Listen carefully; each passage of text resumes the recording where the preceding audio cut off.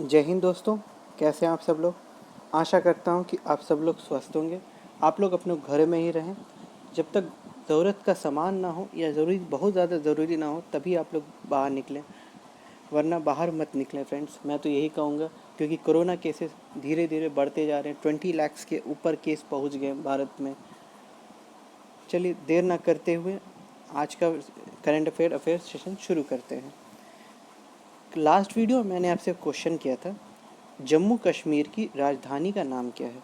Friends, Jammu Kashmir जो है पहले एक प्रदेश था जिसको स्पेशल स्टेटस मिला हुआ था, 370 मिला हुआ था। उसको 5 अगस्त 2019 को उस स्टेटस को ख़त्म करते हुए जम्मू कश्मीर को स्टेट का दर्जे से हटा के उसको केंद्र शासित प्रदेश बना दिया गया। जम्मू कश्मीर की जो कैपिटल है, अगर मैं कहूँ तो श्रीनगर वैसे बोला जाता है, लेकिन जम्मू कश्मीर में भी दो कैपिटल है। जम्मू कश्मीर का जो अगर ग्रीष्मकालीन कैपिटल कहेंगे तो वो श्रीनगर है आपका, और शीतकालीन यानी विंटर कैपिटल जो है वो जम्मू है। और जम्मू कश्मीर के जो गवर्नर हैं, अभी फ़िलहाल में ही वो उनको पद से हटाया गया। पहले गिरीश चंद्र मुर्मू थे, उनकी जगह पे अब मनोज सिन्हा को बनाया गया है। जम्मू कश्मीर के जो हाई कोर्ट के जो चीफ जस्टिस हैं उनका नाम रजनेश ओसवाल है। चलिए फ्रेंड्स, आज के सेशन से अब शुरू करते हैं। हाल में ही किस राज्य ने परिवार पहचान पत्र पीपीपी योजना शुरू करने की किया है। Which state has recently launch family identity card PPP scheme. ये पीपीपी मतलब प्राइवेट पार्टनरशिप मॉड्यूल पे आधारित होगा। इसका सही जवाब है बी, हरियाणा। हरियाणा ने फैमिली आइडेंटिटी कार्ड स्कीम को शुरुआत की है। हरियाणा ने परिवार पहचान पत्र नामक एक विशिष्ट पहचान पत्र लॉन्च किया है। इस योजना का उद्देश्य राज्य भर में रहने वाले 54 लाख परिवारों में से प्रत्येक नागरिक की निगरानी करना। इसके तहत प्रत्येक नागरिक को एक एकल इकाई माना जाएगा। 8 अंकों की विशिष्ट पहचान संख्या आवंटित किया जाएगा। राज्य सरकार के अनुसार प्रत्येक परिवार के लिए परिवार पहचान पत्र पोर्टल पर अपना पंजीकरण कराना अनिवार्य माना गया है। Haryana has launch recently a unique identity card called Family Identity Card. The objective of this scheme to monitor of the each approximately 54 lakh families living across the state. Under this, the each family will be a single entity and the 8-digit unique identification number will be allotted. According to the state government, it is mandatory for every family to register themselves on the Family Identity Card portal. देखिए, हरियाणा सरकार ने ये पहल किया है कि एक जैसे हमारे यहाँ आधार कार्ड चलता है, जैसे वो पूरे केंद्र के इस पर चलता है, वैसे ही हरियाणा सरकार अपने लिए एक आइडेंटिटी पोर्टल लॉन्च कर रही है। उसमें कहा गया जैसे हरियाणा में 54 लाख परिवार जो एस्टिमेट बनाया गया है, वो लोग कहाँ रहते हैं, किस जगह रहते हैं, वो एक पोर्टल के अनुसार एक उन पर निगरानी रखी जा सकेगी। कोई गतिविधि गलत गतिविधियों में हो या फिर जैसे कभी कोई गायब हो गया तो उस यूनिक कार्ड से उन लोगों को पता लगा सकेगा कि कहाँ पे है। जैसे हमारा आधार कार्ड जो है फ्रेंड, वो 16 डिजिट का होता है, 12 डिजिट का होता है। तो वैसे ही पैन कार्ड में भी एक आइडेंटिफिकेशन नंबर होता है, वैसे स्टेट का भी एक आइडेंटिफिकेशन नंबर होगा। वो स्टेट में पता चलेगा आप स्टेट में कहाँ से बिलोंग करते हैं। हर फैमिली को एक स्टार्टिंग का जो नंबर होता है उसका एक दे दिया। जैसे मान लीजिए कि एक फैमिली एक फैमिली उसको एक नंबर अलॉट कर दिया गया 05। तो 05 से उसी फैमिली के जितने मेंबर होंगे उनके नंबर होंगे आगे पीछे, लेकिन 05 उनके में रहेगा ताकि वो पता चलेगा इस फैमिली से रिलेटेड हैं ये लोग। तो ये एक अच्छा पहल है। हरियाणा का कैपिटल जो है वो चंडीगढ़ है। चंडीगढ़ आपका हरियाणा और पंजाब का जॉइंट कैपिटल है। हरियाणा के जो मुख्यमंत्री हैं मनोहर लाल खट्टर हैं। ये देखिए, ये है मनोहर लाल खट्टर जी। हरियाणा के जो राज्यपाल गवर्नर हैं सत्यदेव नारायण आर्य हैं। ये देखिए, ये हैं सत्यदेव नारायण आर्य। हरियाणा के जो चीफ जस्टिस हैं उनका नाम रविशंकर झा है। नेक्स्ट क्वेश्चन, हाल में ही किस आईआईटी संस्था के ने लोक शिकायतों के पूर्वानुमान विश्लेषण हेतु रक्षा मंत्रालय के साथ एक समझौता पर हस्ताक्षर किया है। विच IIT institute has recently signed a memorandum of understanding with the Ministry of Defence for pre-detective analysis of public grievance। इसका सही जवाब है आईआईटी कानपुर। देखिए, डिफेंस मंत्रालय में भी जैसे हम लोग शिकायतें, जैसे किसी को शिकायत होती है तो वो पब्लिक ग्रीवांस में वहाँ पे डालता है अपना लेटर, तो उसको किस तरीके से सॉल्व किया जाए, तो आईआईटी कानपुर ने एक नया पोर्टल बनाया है, उसके तहत उस पर सॉल्यूशन दिया जाएगा। डिफेंस में के साथ उनका एक एमओयू साइन हुआ है।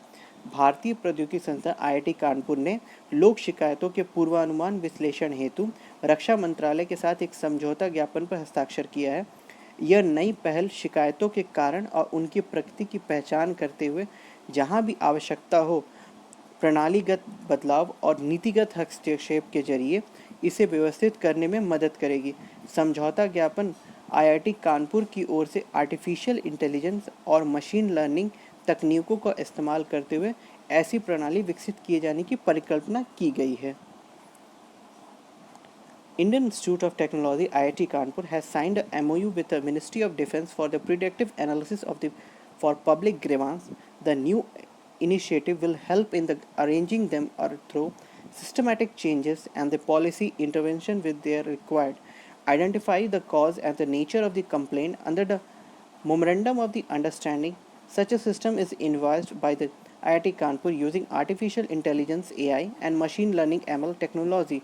इसमें क्या बोला गया है कि आईआईटी कानपुर और डिफेंस मंत्रालय जो है एक एक प्रोमेंडम साइन किए जिसमें उन लोगों को, जैसे डिफेंस कोई किसी को भी मान ली कोई सुझाव दिया, जैसे मान ली आपको कोई उनके किसी फैसले से गलत, तो आप कोई सुझाव दिए, तो अगर उनको लगता है कि इसको होगा सही करना, तो नीतिगत तरीके से जो भी सही होगा उसको वो चेंज करेंगे। और आईआईटी कानपुर के साथ हो तो ये जो टेक्निक बनाई गई है कि लोग अब जैसे पहले चिट्ठी, अब चिट्ठी विट्ठी ने सब मेल पर एक पोर्टल होगा, वहाँ पे आपको करना होगा, तो आईआईटी कानपुर ने जो वो पोर्टल विकसित करने को कहा है वो मशीन लर्निंग और आर्टिफिशियल इंटेलिजेंस की मदद से किया जाएगा। भारत के जो डिफेंस मिनिस्ट्री हैं उसके जो मंत्री हैं वर्तमान में वो राजनाथ सिंह हैं। नेक्स्ट क्वेश्चन, जम्मू कश्मीर के विशेष दर्जे को निरस्त करने के एक वर्ष बाद किस देश ने न्यूयॉर्क स्थित संयुक्त राष्ट्र सुरक्षा परिषद में जम्मू कश्मीर की स्थिति का मुद्दा उठाया है? Which country has raised the issue of status of Jammu Kashmir in the United States Security Council in New York if a year after a revocation of the special state of Jammu Kashmir? किस country ने उठाया friends? D, China ने। China ने जम्मू कश्मीर का जो विशेष दर्जा last year ख़त्म किया गया था 5 अगस्त 2019 को, उसके उस पर एक साल बाद आज न्यूयॉर्क में जो यूनाइटेड स्टेट का सिक्योरिटी काउंसिल है उसमें चाइना ने जम्मू कश्मीर की स्थिति का मुद्दा उठाया है। बीते वर्ष विशेष दर्जा समाप्त के बाद तीसरी बार हुआ है कि चीन ने जम्मू कश्मीर के मुद्दे को संयुक्त राष्ट्र में परिषद में यूएनएससी के समक्ष उठाया है। इससे पूर्व यह मुद्दा बीते वर्ष अगस्त के माह में और इस वर्ष जनवरी के माह में उठाया गया। हाल में ही चाइना के विदेश मंत्रालय ने कहा है कि चीन कश्मीर क्षेत्र की स्थिति पर बारीकी से नज़र बनाए हुए है। कश्मीर के मुद्दे पर इस चीन की स्थिति सुगंधित और स्पष्ट है। चीन ने कई बार जम्मू कश्मीर की स्थिति को संयुक्त राष्ट्र सुरक्षा परिषद के समक्ष उठाकर कश्मीर के मुद्दे को अंतर्राष्ट्रीयकरण करने की कोशिश की है। This is the third time since the end of the special status last year China has raised the issue of Jammu Kashmir with the United States Council UNSC. Before was raised in August last year and the January in this year has gone. Recently, China Foreign Ministry said that the China is closely monitoring the situation in the Kashmir region and China's position on the Kashmir issue is constant and clear. China has tried to internalize the issue of Kashmir by raising the situation of Jammu and Kashmir before the United Nations Security Council. अब देखिए China का क्या कहना है कि वो कश्मीर के मुद्दे को लेके यूएनएससी में मुद्दा उठा रहा है, क्योंकि चाइना जो है पाकिस्तान का प्रिय भक्त है, या पाकिस्तान तो चाइना का प्रिय भक्त है। तो इसमें ये बोला जा रहा है कि चाइना जो है वो पाकिस्तान पे कहने पे वो यूएनएससी में इसका मुद्दा उठा रहे हैं, लेकिन वहाँ करने से कोई फ़ायदा नहीं अब चाइना को। चाइना दूसरी तरफ से ये इस वजह से टेंशन है क्योंकि उसने भारत से पंगा लिया, तो भारत से पंगा लिया, सोचा कि भारत को दबा देगा भारतीय सेना को, लेकिन भारतीय सेना बहुत ही डट के खड़ी रही। हमारी इंडियन आर्मी को सैल्यूट है जिस तरीके से इंडियन आर्मी ने चाइना के सैनिकों का मुकाबला किया। वो तो गीदड़ सैनिक है चाइना के, जो इंडियन सैनिकों के शेर सैनिकों के सामने टिक नहीं सकते हैं। चाइना ये सोचा कि हम इंडिया को इधर से दबा लेंगे, लेकिन उसको ये नहीं पता था, चाइना ने बोला था कि 3 फ्रंट वार होगा इंडिया के साथ। मतलब इस समय जैसे पाकिस्तान तो है ही उसका, नेपाल भी इस समय चाइना के गोद में, तो नेपाल से भी सोचा था कि 3 फ्रंट वार, लेकिन इतनी इंडिया की डिप्लोमेसी इतनी अच्छी थी, इंडिया चाइना इंडिया को इधर तो घेर रहा था, लेकिन उसके जो साउथ चाइना सी है उसमें जापान, ताइवान, हांगकांग, फिलीपींस, आपका रशिया भी आ गया अब उसमें, सिंगापुर, ये सब चाइना के खिलाफ, अमेरिका अपना फ्लीट भेज, अब चाइना इधर भी फंसा हुआ है, इधर भी फंसा हुआ है। तो इस तरीके से चाइना खुद ही फंसा हुआ, चाइना अपने आप को कहाँ निकाले। कहा जाता है ना कि झुंझलाहट होता है, किसी को दिक्कत होती कहाँ निकाले, कहीं तो इंडिया पे तो निकाल नहीं पा रहा है। इंडिया ने इतने डिजिटल स्ट्राइक कर दिए जिस वजह से चाइना की इकॉनमी पूरी डाउन हो गई। इंडिया में कई पहले इंडिया ने 59 ऐप्स को बैन किया, अब 47 ऐप्स को और बैन कर दिया। अभी आपने सुना होगा एक शामी कंपनी इंडिया में सबसे ज़्यादा मोबाइल चाइनीज़ का MI ब्रांड, उसका एक MI ब्राउज़र उसको इंडिया ने बैन कर दिया इंडिया में। अब और जैसे अब शामी ब्राउज़र पे हो गया, अब कई कंपनियों की उस पर आ गया, तो इसलिए अब चाइना कहाँ निकाले अपना खुन्नस। तो अब वो यूएनएससी में लेके जा रहा है कश्मीर के मुद्दे को, फिर से ले जाने दीजिए, हम लोग को कोई थोड़ी ना, कश्मीर हमारा है, इंडिया चाइना कुछ कर थोड़ी ना सकता है। चलिए नेक्स्ट क्वेश्चन की तरफ बढ़ते हैं। भारतीय रिजर्व बैंक ने निम्न में से किस योजना के तहत बिना इंटरनेट के 200 रुपये तक का ट्रांजैक्शन की सुविधा शुरू की है? Under which of the following scheme Reserve Bank of India has introduced the transaction facility up to 200 rupees without internet? इसका सही जवाब है ए, पायलट योजना, पायलट स्कीम।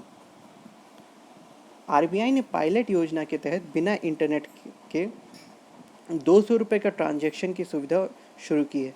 इसके तहत एक बार में 200 रुपये तक का भुगतान की अनुमति होगी। इससे पहले इसका मकसद उन जगहों को भी डिजिटल के लेन देन के लिए ग्राहकों को प्रोत्साहन करना है जहां इंटरनेट के संपर्क कनेक्टिविटी कम है। केंद्रीय बैंक की अधिसूचना के अनुसार पायलट योजना के तहत भुगतान कार्ड, वॉलेट या मोबाइल उपकरणों या किसी अन्य माध्यम से किया जा सकता है। Under the pilot scheme, RBI has started the facilities of transaction up to 200 rupees without internet. Under this, payment of 200 rupees will be allowed at a one time. The objective of this initiative is to encourage the customer to do digital transaction even in the place where is less connectivity or internet. According to the central bank notification, payment under the pilot scheme can be made through card, wallet और mobile devices और other means. Friends, जैसे मैं आपको English में भी बताता हूँ, हिंदी में बताता हूँ, इसका आप स्क्रीनशॉट लेके रखें ताकि आपको, देखिए मैं जो करंट अफेयर्स आपको समझाता हूँ वो विथ डिटेल एनालिसिस करके मैं समझाता हूँ, ताकि क्या क्या आपके, जैसे आपको ऑब्जेक्टिव तो याद है, जैसे वन लाइनर में भी आपको याद रहे। आपको अगर ये पूरा स्कीम समझ में आ जाएगा क्या मैं बता रहा हूँ, तो आपको ऑब्जेक्टिव में देखना ही नहीं, आपको कोई क्वेश्चन पढ़े आपको आंसर उसको रट गया। अब देखिए पायलट स्कीम जो है, योजना जो पायलट योजना जो कहें उसको, जो बनाए गए बहुत अच्छी। पहले देखिए इसका दो, पहले अच्छा सुनते हैं। पहला जो है इसमें, जैसे मान लीजिए कुछ कुछ एरिया हैं जैसे हमारे जहाँ 2G भी नहीं आते हैं सही से, तो उन सब एरिया में डिजिटल ट्रांजेक्शन तो करना मुश्किल है। आप कितनी देर तक आप QR कोड से स्कैन करते रहिएगा बिना नेट के, 2G अगर स्पीड है वहाँ पे, तो वहाँ पे पॉसिबल नहीं है। तो इसलिए वहाँ के लिए भी। और दूसरा देखिए, इंटरनेट से फ्रॉड आप सुन रहे होंगे, बहुत फ्रॉड हो रहा है। लोग हैकर जो मेल भेज दे रहे हैं उस पर गलती से आप क्लिक कर दे रहे हैं, आपके अकाउंट के ट्रांजैक्शन अगर आप किसी और के लैपटॉप में या साइबर कैफ़े पे कर रहे हैं तो सब क्लोन बना के रखे हुए हैं आजकल हैकर। तो क्लोन में एक बार आप इंटर करते हैं तो रॉन्ग आ जाता है, तो उनके पास वो क्लोन चला गया, अब आप दोबारा इंटर करते हो जाता है। उस तरीके से वो क्लोन बना के रखा है ताकि वो ना हो पाए। अब ये जो है बिना इंटरनेट के 200 रुपये एक RBI का पहल बनाया गया है कि अगर बिना इंटरनेट के 200 रुपये ट्रांजेक्शन सक्सेस हुआ तो बाकियों को भी शुरू किया जाएगा। इससे क्या होगा, इंटरनेट का जो फेक होता है उससे RBI बच सकती है। लोगों के बैंक से जो अकाउंट से पैसे जो जाते हैं डिजिटल में, ऑनलाइन के जरिए जो हैकर मेल कर दिए या किसी भी लिंक पे आपको क्लिक कर देते, उससे आपका बैंक जो है थोड़ा सा फ्री हो जाएगा। मैं तो फिर भी कहूँगा आप अपना कोई भी कार्ड है आपके पास, क्रेडिट कार्ड हो या डेबिट कार्ड हो या नॉर्मल आप बैंक का ही है, आप किसी को अपना अकाउंट नंबर, IFSC कोड या ATM या डेबिट कार्ड पे जो पीछे CVV नंबर होता है 16 डिजिट नंबर, किसी को भी ना बताएं। इससे आपका हैक होने का चांसेस बहुत। और अगर आपका पर्सनल मोबाइल, पर्सनल लैपटॉप है, वहीं पे ऑनलाइन ट्रांजेक्शन करें, किसी दूसरे के लैपटॉप या किसी दूसरे के मोबाइल में ट्रांजेक्शन ना करें फ्रेंड्स। देखिए, ये रिज़र्व बैंक ऑफ इंडिया का लोगो है, ये भारत का है। रिज़र्व बैंक ऑफ इंडिया की शुरुआत जो हुई थी 1935 में हुई थी। इसका जो पहले जो हेडक्वार्टर था वो आपका कोलकाता में था, उसके बाद इसका हेडक्वार्टर मुंबई में शिफ्ट कर दिया गया। नेक्स्ट क्वेश्चन, सार्वजनिक क्षेत्र के किस बैंक ने लघु अवधि की कोरोना कवच बीमा पॉलिसी की बिक्री के लिए 3 बीमा कंपनियों के साथ समझौता किया है? Which public sector bank has tied with the 3 insurance company for sale the short-term Corona Amor insurance policy? इसका सही जवाब है कैनरा बैंक। कैनरा बैंक ने 3 इंश्योरेंस कंपनियों के साथ पॉलिसी को जोड़ा है। सार्वजनिक क्षेत्र की कैनरा बैंक ने लघु अवधि की कोरोना कवच बीमा पॉलिसी की बिक्री के लिए 3 बीमा कंपनियों के साथ समझौता किया है। यह बीमा पॉलिसी कोविड-19 से जुड़े स्वास्थ्य खर्चों पर बीमा सुरक्षा देती है। कैनरा बैंक के अनुसार New India Insurance Company Limited, Bajaj Allianz General Insurance Company Limited और HDFC एर्गो हेल्थ इंश्योरेंस के साथ समझौता किया है कैनरा बैंक ने। Public sector Canara Bank has tied up with the 3 insurance company for the sale of short-term Corona Amor insurance policy.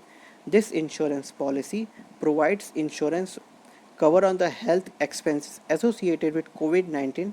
According to the Canara Bank, it is tied up with the New India Insurance Company Limited, Bajaj Allianz General Insurance Company Limited and HDFC Ergo Health Insurance के साथ। Canara Bank ने कोविड-19 का जो बीमा policy है, medical health insurance की बात मैं कहूँ तो उसके लिए 3 इंश्योरेंस कंपनी के साथ टाई अप किया। New India Insurance company, Bajaj allies general insurance limited company और HDFC एर्गो हेल्थ इंश्योरेंस के साथ टाई अप किया है। देखिए, ये है कैनरा बैंक, कैनरा बैंक का लोगो। जो कैनरा बैंक के जो वर्तमान में जो MD हैं और CEO हैं, उनका नाम R.A. शंकरा नारायण है। ये हैं R.A. शंकरा नारायण। ये इस समय कैनरा बैंक के CEO MD हैं। इससे पहले जो कैनरा बैंक के CEO MD थे उनका नाम LV प्रभाकर था। नेक्स्ट क्वेश्चन, हाल में ही किस राज्य सरकार ने तेदुपदा संग्रह सामाजिक सुरक्षा योजना की शुरुआत की है? Which state government introduced the Tendupatta collector social security scheme recently? इसका सही जवाब है छत्तीसगढ़। छत्तीसगढ़ ने तेदुपदा कलेक्टर सोशल सिक्योरिटी योजना की शुरुआत की है। छत्तीसगढ़ के जो मुख्यमंत्री हैं भूपेश बघेल द्वारा राज्य में तेदुपदा संग्रहों के लिए एक सामाजिक सुरक्षा योजना शहीद महेंद्र कर्मा तेदुपदा संघर्ष समाज सुरक्षा योजना की शुरुआत की गई है। तेंदू के पत्ते बीड़ी बनाने के लिए इस्तेमाल होने वाले राज्य के वनवासियों द्वारा एकत्र की जाती है, जिसके बाद राज्य सरकार द्वारा इसे खरीदा जाता है। कांग्रेस नेता महेंद्र कर्मा के नाम पर तैयार की गई इस योजना का उद्घाटन उनकी जयंती के अवसर पर किया गया। Chhattisgarh chief minister Bhupesh Baghel has launch a शहीद महेंद्र कर्मा तेदुपदा संघर्ष समाज सुरक्षा योजना, a social security scheme for Tedupada collector in the state. Tedu leaves are collected by the forest dweller of the state to use to make the beedis, which are then purchased by the state government. The scheme, named after the Congress leader Mahendra Karma, was inaugurated on the occasion of birth anniversary. Mahendra Karma जो है वो छत्तीसगढ़ के थे। छत्तीसगढ़ जो है पहले तो देखिए छत्तीसगढ़ जो है वो मध्य प्रदेश का ही हिस्सा था, इसे 2000 में अलग करके एक नया राज्य बनाया गया। देखिए ये मैप के थ्रू आपको मैं बताऊं, ये देखिए ये रेड वाला जो पोर्शन ये आपका छत्तीसगढ़ है। ये रेड के जो ठीक ईस्ट में जो पोर्शन आपको दिख रहा है ये आपका मध्य प्रदेश है, और नॉर्थ में जो पोर्शन है बड़ा सा ये आपका उत्तर प्रदेश, इधर झारखंड, इधर साउथ में आपका वेस्ट उड़ीसा पड़ता है, और डाउन में आपका आंध्र प्रदेश, तेलंगाना ये सब पड़ता है छत्तीसगढ़ के। छत्तीसगढ़ के जो मुख्यमंत्री हैं उनका नाम भूपेश बघेल है। ये हैं भूपेश बघेल। छत्तीसगढ़ के जो गवर्नर हैं, राज्यपाल हैं, उनका नाम अनुसुईया उइके है। छत्तीसगढ़ के जो हाईकोर्ट के जो चीफ जस्टिस है, उनका नाम पी.आर. रामचंद्र मेनन है। हाईकोर्ट के जो चीफ जस्टिस हैं, उनका नाम पी.आर. रामचंद्र मेनन है। नेक्स्ट क्वेश्चन, भारतीय रिजर्व बैंक आरबीआई की मुद्रा नीति समिति ने रेपो दर कितने प्रतिशत बनाए रखने की सर्वसम्मति से फैसला किया है? The Monetary Policy Committee of the Reserve Bank of India unanimously decided to maintain the repo rate. इसका सही जवाब है 4%, 4%। भारतीय रिजर्व बैंक आरबीआई के जो गवर्नर हैं शक्तिकांत दास ने कहा है कि बैंक की मौद्रिक नीति समिति की सर्वसम्मति के से रेपो रेट 4% बनाए रखने का फैसला किया है। उन्होंने कहा है कि विकास को बनाए रखने और कोविड-19 के प्रभाव को कम करने के लिए बैंक मौद्रा नीति में फेरबदल जारी रखेगा।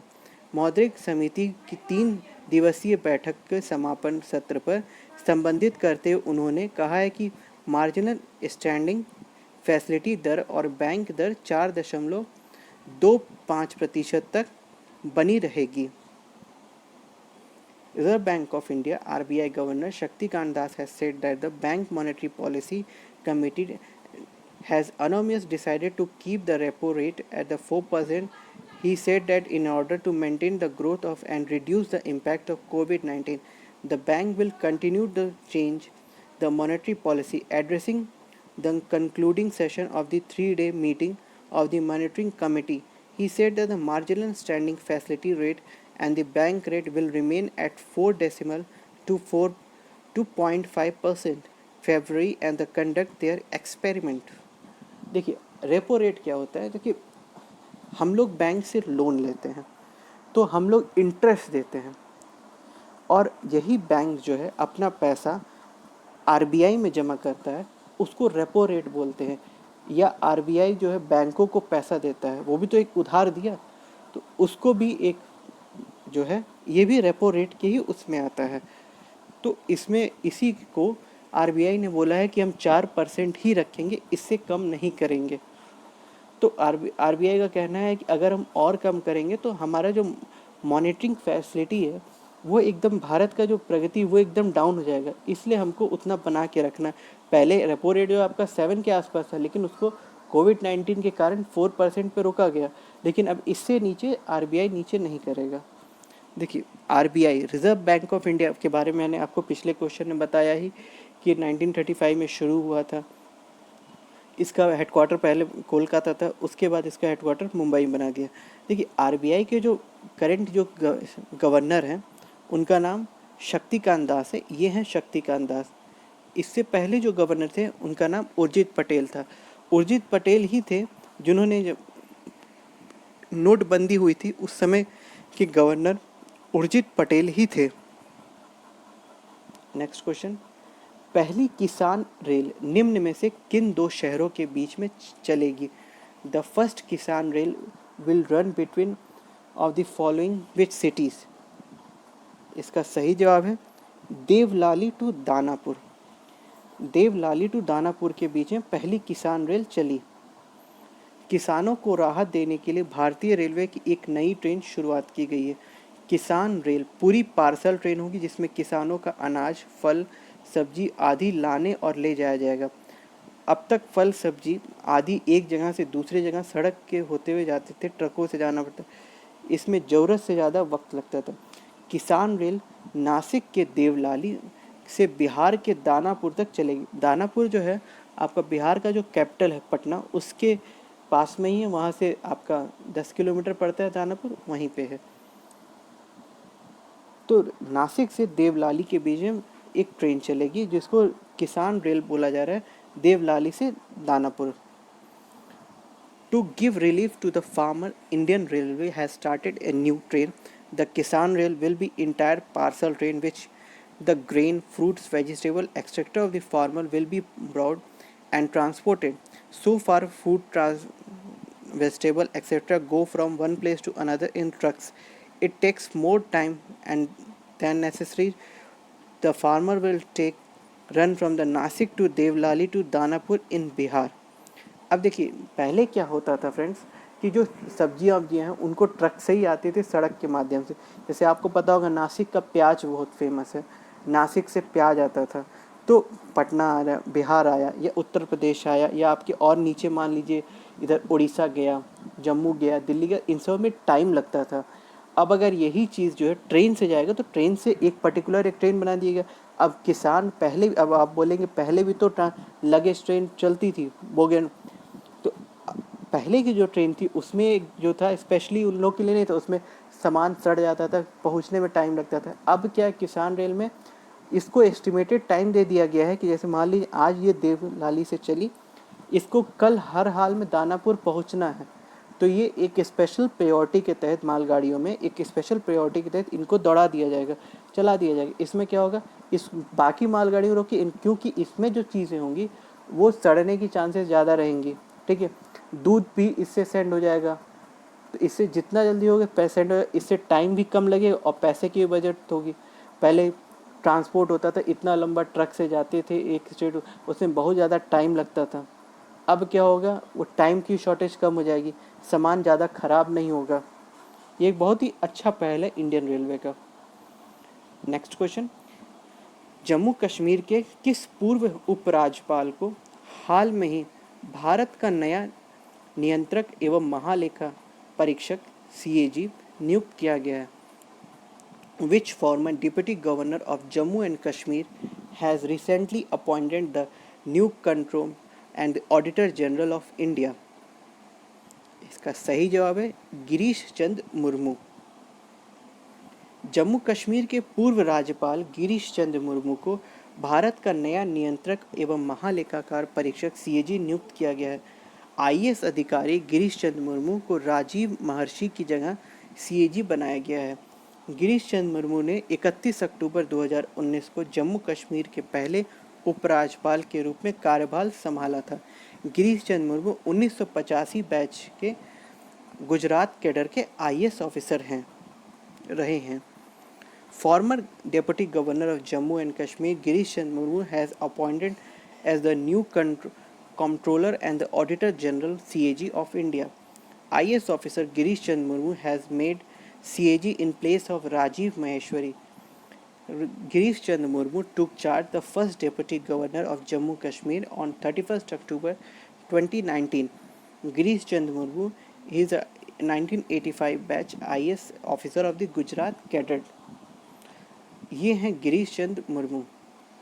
देखिए अब बोला जा रहा है जम्मू कश्मीर के पहले, देखिए पहले इसलिए बोला जा रहा है, देखिए पहले जम्मू कश्मीर जो है एक प्रदेश हुआ करता था जिसमें लद्दाख वद्दाख सब आते थे। लेकिन 5 अगस्त 2019 को जब संसद में पास किया गया कि जम्मू कश्मीर को दो अलग अलग, पहले 2 भागों में विभाजित किया जाएगा और 2 अलग केंद्र शासित प्रदेश बनेंगे, जम्मू कश्मीर एक अलग और लद्दाख अलग केंद्र शासित प्रदेश बनेगा। तो उस जब केंद्र शासित प्रदेश बना तो उसके पहले गवर्नर के रूप में गिरीश चंद्र मुर्मू ने 31 अक्टूबर 2019 को पहले जम्मू कश्मीर के राज्यपाल बने थे। उन्होंने 5 अगस्त 2020 को इस्तीफ़ा दे दिया, जिनकी जगह पे करंट में मनोज सिन्हा को, जो पिछले मोदी गवर्नमेंट के टर्म में वो रेल राज्य मंत्री थे, उन्हें पूर्वांचल के हैं गाजीपुर जगह के, उन्हें जम्मू कश्मीर का नया राज्यपाल बनाया गया, लेफ्टिनेंट गवर्नर बनाया गया है। गिरीश चंद्र मुर्मू को अब CAG में बना दिया गया भारत का। ये है कंट्रोलर, भारत के नियंत्रक एवं महालेखा परीक्षक, controller and auditor general of India. चलिए फ्रेंड्स, आज का क्वेश्चन ऑफ द डे आपके लिए, कर्नाटक राज्य की राजधानी का नाम क्या है? कर्नाटक का कैपिटल क्या है? इसका सही जवाब आप हमें कमेंट बॉक्स में ज़रूर दें। अगर आपको हमारा वीडियो पसंद आया हो तो लाइक करें, ज़्यादा से ज़्यादा लोगों को शेयर करें और सब्सक्राइब करें। सब्सक्राइब करने के बाद बेल आइकन को ज़रूर प्रेस करें ताकि हमारे चैनल पे जो भी नोटिफिकेशन है सबसे पहले आपको मिल सके। और हमें फेसबुक पेज पे और इंस्टाग्राम पे ज़रूर फॉलो करें और डेली करंट अफेयर्स क्विज़ देखने के लिए टीम शिक्षा को रेगुलर फॉलो करें। जय हिंद दोस्तों।